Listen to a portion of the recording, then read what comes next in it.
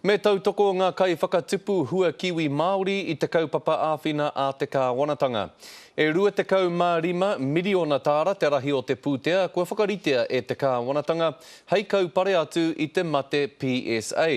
Hioi, ko te hiahia kia utua e ngā umanga hua kiwi, he pūtea rite ki tērā, e te tuki ai te patunga o te ngārara nei. Kua te kaumārua rā i nāia nei mai i te kitenga o te mate PSA, no te rangi nei putai pea, he rongoā. Government has agreed to immediately make available $25 million, subject to the industry itself agreeing to contribute $25 million. Kua kitea te mate nei ki ngā pāmu toru te kaumāwhitu, kei te tāria tonutia e tahi atu o ngā whakamātautau, kei ngā piriona tāra te uara o tēnei ahumahi, ko te pātai nui me nakua ea ngā wawata o te hunga whakatipu i te pūtea āwhina a te kāwanatanga. 25 million, yeah, I guess we don't know. I think it's a good contribution.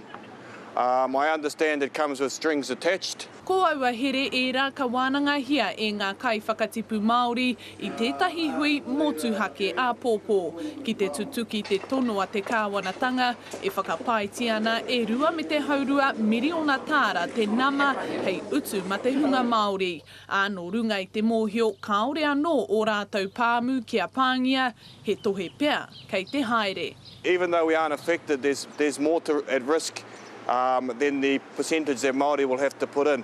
So I think Māori will support this. Ki te whakaitia te tono, ka whakapiki ake ngā mahi tōnehu i te matu kopa, ka kaha hoki ngā mahi kokoti i era rākau kua pāngia e te mate. Heoi i nā te nui o ngā hua ka ngaro, ka pērā hoki te rahi o te pūtea. This will all still cost individual growers somewhere in the realm of $25 million. Hei te pō o a pōpō tūtaki anō ai te minita ki te umanga ahumahi hua kiwi, kia kite hea hana te whakatau a ngā kai whakatipu. Mikey Sherman, Te Karere.